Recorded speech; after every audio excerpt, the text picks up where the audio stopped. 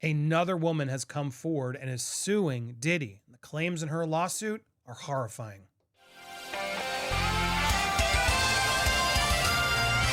Welcome to Popcorn Planet. I am Andy Signor, and I don't know about you guys, but ever since I saw that video of what Diddy was capable of, and then seeing him lie about it and painting Cassie as this money-grabbing blackmailer, I don't believe a word this man says anymore.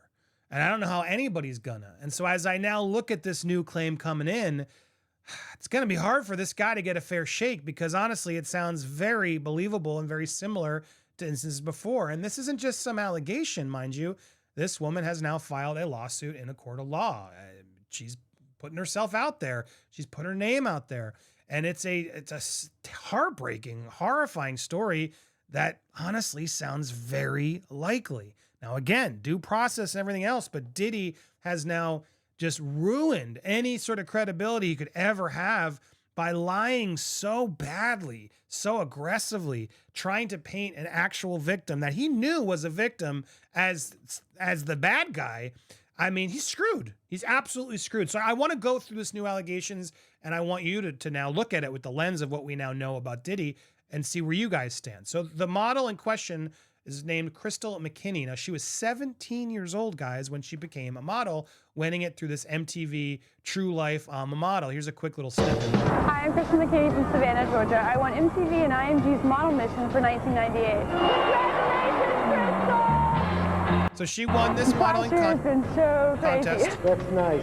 And then became a top model and got big gigs through MTV and the partnerships and other things, became part of this whole thing. They followed her through, I guess, this True Life MTV series as it worked back then. But she was a successful working model. A few years later, as she was 22, this is in 2003 when these allegations happened, she was invited to a men's fashion week event downtown New York. She met Combs at the event and then was invited back to his studio. Now I'm going to go through the claims here. I got to be careful how I read them. But warning, this does get more intense. But I got to read it as carefully as I can. But here's the lawsuit. And I want to go directly to it to actually paint the picture of what she says happened. So again, she was 17 when she won the MTV Model Mission televised competition akin to Miss America and was awarded a contract with IMG. Her career then took off. She modeled for Tommy Hilfiger jeans. She was featured in Macy's, Elle, Cosmopolitan, Mademoiselle. She also made appearances in television and film programs such as TRL, Fashionably Loud, True Life, a movie with Joan Rivers. Her international modeling gigs and took off in Germany and Australia. 2003, when plaintiff was 22 years old, a fashion designer who she doesn't name, interesting enough, but I'm curious if she's not putting the name there to try to start the ball rolling and then reveal more if need be. But this designer invited the plaintiff to attend Men's Fashion Week held in downtown New York.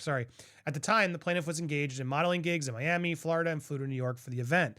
The designer told plaintiff that he would be introducing her to Combs, which could advance her modeling career. The designer began to direct plaintiff's appearance as he sought to ensure Combs found her attractive. So this is important. Just pause for a second. This designer, who she doesn't list yet, is clearly just grooming her to be a model for Diddy. For instance, the designer instructed plaintiff to go to Elizabeth Arden and get a root touch up to ensure it was platinum blonde.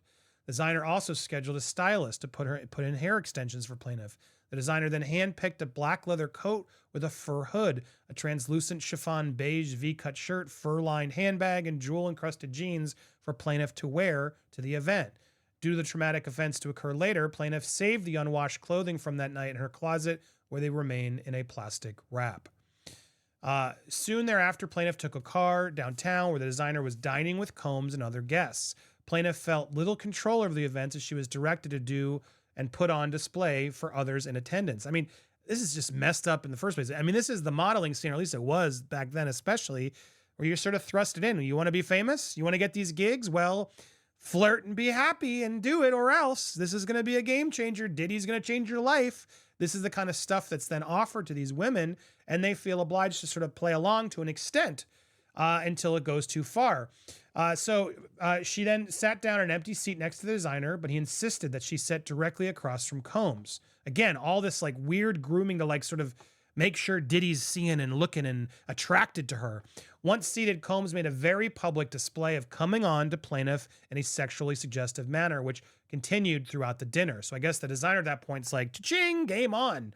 For others to hear, Combs bestowed compliments on plaintiff by stating, for example, that she was beautiful and that her eyes were gorgeous.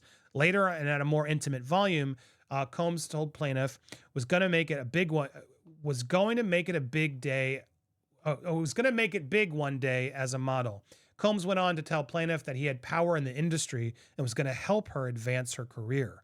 Combs provided plaintiff with his phone number as a gesture of good faith and his promise to help her.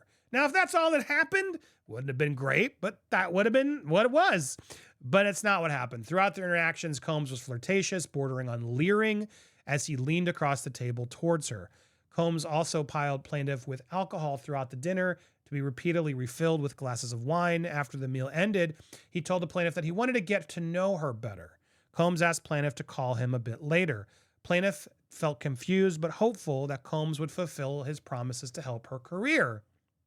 I mean, look, I just need to say this to any women out there, or parents telling their kids who are modeling, this is never a good thing. Anybody who's like, hey, come hang out, drink, I'm going to help your career. Red flag, red flag, red flag. That's not how it works. It's not how professional people do it. Now, if you want to go that quick path, which many have done, that's on you.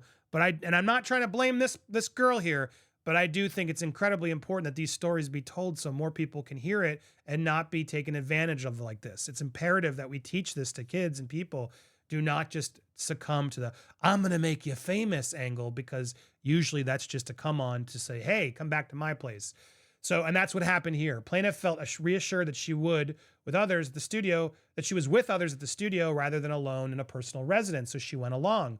When plaintiff arrived, she found that Combs and several other men seated together. She found that they were passing around a bottle of Hennessy and joints. After the plaintiff sat down, one of Combs' associates asked her, do you smoke the MJ? To which she responded affirmatively. Combs' associate replied, you've never had it like this. Plaintiff later came to understood that it was laced with something other, some other substance, which is another reoccurring story in this Diddy story. Combs passed her the J. Plaintiff took it and felt it was very powerful. Although plaintiff insisted that she had enough after that, Combs told her to do more, telling her that she was acting too uptight. Plaintiff felt as if she was floating. Seeing the plaintiff was very intoxicated, Combs demanded that she follow him and physically led her to the bathroom. Now I'm going to take it off screen because I'm going to repackage this in the best way I can, but it doesn't end well. In the bathroom, Combs then proceeds to make her do some things. It starts with kissing, and she makes it clear she never said yes. Combs then puts her face in a private area, and says to S it. Plaintiff refuses. Combs then doesn't take that as an answer. Yes, it got all the way. She was panicked and physically sick. Afterwards, Combs led her back to the studio. Upon that point, she felt more woozy and lost consciousness. She awoke and shocked to find herself in the back of a taxi cab heading to the designer's apartment. So again, who is this designer? He must know more. He, she, whoever, who was setting this up for Diddy, and how many other people could they have done this to if this is all true? As her conscience returned, plaintiff realized she had been SA'd by Combs. She felt humiliated and traumatized without recourse. And then it caused lifelong harm. She was blackballed from the industry, and he used his significant influence to impede her career growth. She became depressed. You can imagine everything else that happened. So, yeah, look, this is horrifying. This is awful. Now, she's able to come forward now because of the new, the acts and stuff, but she says she was inspired seeing Cassie and everybody else come forward. Now was the time that she felt like, you know what? I got to do this. I got to come forward and finally do it. Seeing the news of the lawsuits filed by Cassie and others, she knew she had a moral obligation to speak up. She's seeking unspecified damages. And again, I don't get the vibe that she's doing this for the money. We'll see. Could be wrong. Due process, always. But I hope this, if true, inspires others to stop being silent. I think that's what's really happening here. The floodgates will open because, again, I don't believe you do that in one instance. And what we saw him do to Cassie, that speaks volumes to what this man's character is. And it's imperative we keep on this story, that you keep helping push this story, you keep helping share these videos and getting the word out. So anybody who can find them or stumble upon them, anybody in the circle of Diddy, anybody who's been affected by Diddy, they come forward. There's always a place you can speak up. These NDAs aren't legal. You're allowed to speak up if there was a criminal act.